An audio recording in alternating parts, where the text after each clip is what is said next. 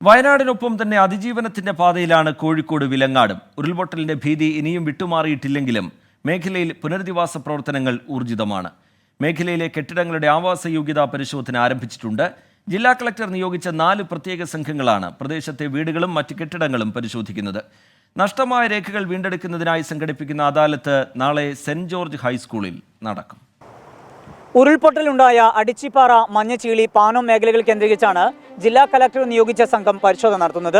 4 ദിവസം നീളുന്ന പരിശോധനയ്ക്ക് ഇന്ന് തുടക്കമായി.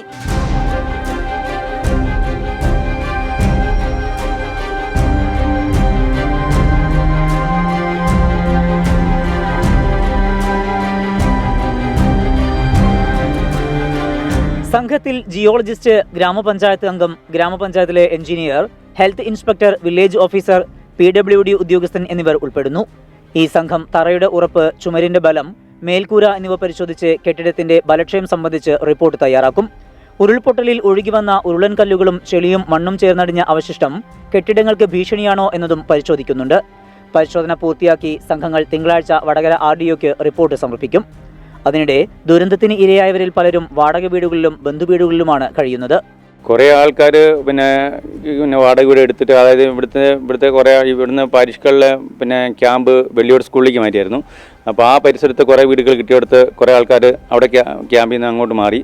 പിന്നെ കുറഞ്ഞ ആൾക്കാർക്ക് ഇപ്പോഴും വീട് കിട്ടാനുണ്ട്. ഏതാനും പേർ അവരുടെ വീടുകളിലേക്ക് തിരിച്ചെത്തി തുടങ്ങി. ഭീതിയോടെയാണ് ഇവർ കഴിയുന്നത്. വീടിൻ്റെ കുറേ ഭാഗങ്ങൾ പൊട്ടിപ്പോയിട്ടുണ്ട്. മോൾ നിലയിലെ കുറേ ഷീറ്റുകളും കാര്യങ്ങളൊക്കെ പൊട്ടിപ്പോയിട്ടുണ്ട്. അതൊന്ന് പോസ്റ്റ് ഒടിഞ്ഞു, പെരയുടെ മുകളിലോട്ട് വീണു. പിന്നെ ഒരു വലിയൊരു പ്ലാവ് ഒടിഞ്ഞു വന്ന് അതിൻ്റെ മുകളിലോട്ട്, ഷീറ്റിൻ്റെ മുകളിലോട്ട് വീഴുവയുടെ. ഞങ്ങളൊരു 37 പേര് അന്നേരം വീട്ടിലുണ്ടായിരുന്നു. ഞങ്ങളുടെ വീട് താഴ്ഭാഗത്തോടെ ഒരു 15 വീടുണ്ട്. അവരെല്ലാവരും സുരക്ഷിതരായിട്ട് ഞങ്ങൾ രക്ഷപ്പെട്ടു. ഉരുൾപൊട്ടലിൽ രേഖകൾ നഷ്ടപ്പെട്ടവർക്ക് രേഖകൾ പുനഃസൃഷ്ടിച്ചു നൽകാനുള്ള പ്രത്യേക അദാലത്ത് നാളെ നടക്കും. രാവിലെ 10-ന് ആരംഭിക്കുന്ന അദാലത്തിൽ വിവിധ വകുപ്പുകളുടെ 12 കൗണ്ടറുകൾ പ്രവർത്തിക്കും.